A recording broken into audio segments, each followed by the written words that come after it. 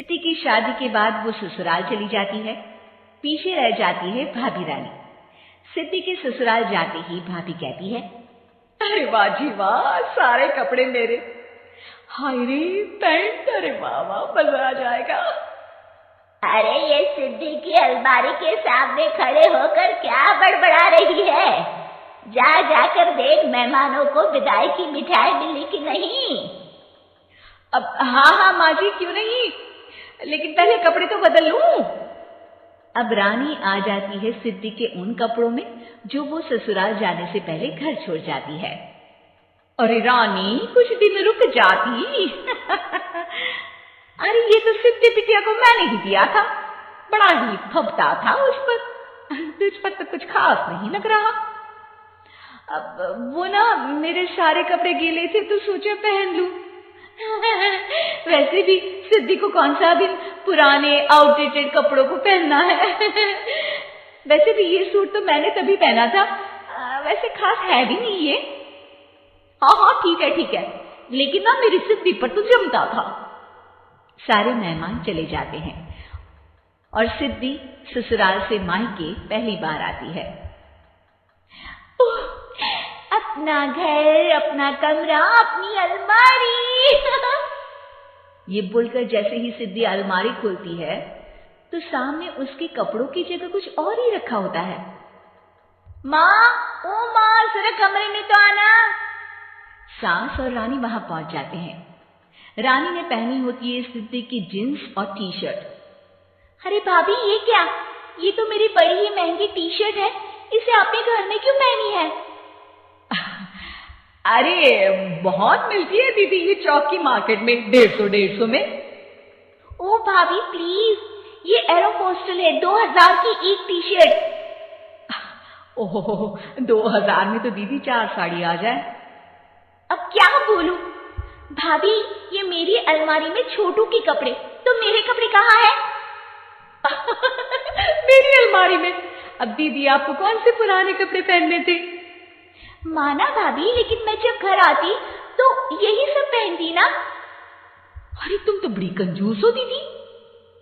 खैर वक्त आता है जब सिद्धि ससुराल के लिए रवाना हो रही होती है। अरे रानी, अंदर से सिद्धि का गिफ्ट ले आ, लड़की पहली बार ससुराल से मायके आई है। रानी अंदर जाती है और एक सिंपल सी साड़ी लेकर बाहर आ जाती है। ये लीजिए माँ जी। सास बेटी को गिफ्ट देकर ससुराल भेजती है। अगले दिन रानी एक सुंदर सी साड़ी पहनकर सामने आती है। अरे रानी, ये तो वो साड़ी है जो मैंने सिद्धि को देने के लिए दी थी जब वो ससुराल ले जाती, लेकिन ये तूने कैसे पहन ली? अरे माँ जी, ये साड़ी तो मुझे बहुत पहले से ही पसंद थी, लेकिन चिंता ना करिए, मैंने सिद्धि के लिए भी अच्छी सी साड़ी दी है। हाँ। तभी सिद्धि का फोन आता है।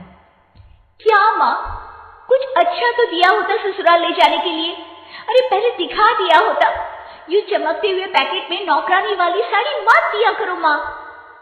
अरे बेटे, वो तेरी भाभी ने ना गलती से उससे पैकेट बदल गया। हाँ, मैं कल ही तेरे भाई के हाथ से तेरा वाला पैकेट भेज दूंगी। अरे रहने दो माँ, आई एम श्योर भाभी ने अभी वही साड़ी पहनी होगी जो तुमने मेरे लिए रखी थी। तुम तो समझ नहीं पाई उनको। खैर छोड़ो, मैं ज्यादा बोलती अच्छी नहीं लगती, रहने दो, आपको उन्हीं के साथ रहना है, फिर बात करेंगे। सास को रानी पर गुस्सा आ जाता है। वो उसके कमरे में जाती है जहाँ वो शादी का एल्बम देख रही होती है।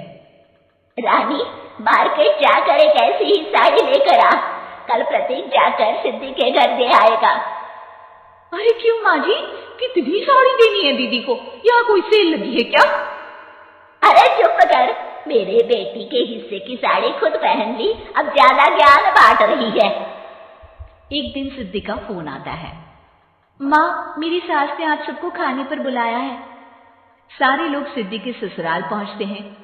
खाना खाकर वो लोग निकल रहे होते हैं कि सिद्धि की सास सभी को गिफ्ट देती है। अरे बहन जी, बेटी के घर का खाना खा लिया, यही बहुत है, जो आप ऊपर से गिफ्ट भी दे रही है। अरे बहन जी, आप भी कहाँ इन बातों पर विश्वास कर रही हैं। सास सभी को गिफ्ट देती है, लेकिन रानी को जो साड़ी देती है वो अजीब सी हरे रंग की लाल रंग के बड़ी छाप वाली होती है। अरे छी, ये कौन पहनेगा? सासू माँ को तो जरी वाली इतनी सुंदर, और मेरे लिए ये नौकरानी वाली। अरे भाभी, दरअसल मैं जब भी घर आती थी आप वापसी में ऐसी ही साड़ी देती थी ना, तो माँ ने सोचा कि आपको आपकी पसंद की ही साड़ी क्यों ना दी जाए। बेचारी रानी, बोलती भी तो क्या। सिद्धि और सास रानी का चेहरा देखकर हंसने लगती है, तो रानी समझ जाती है कि अपने ही बिछाए जाल में वो फंस चुकी है।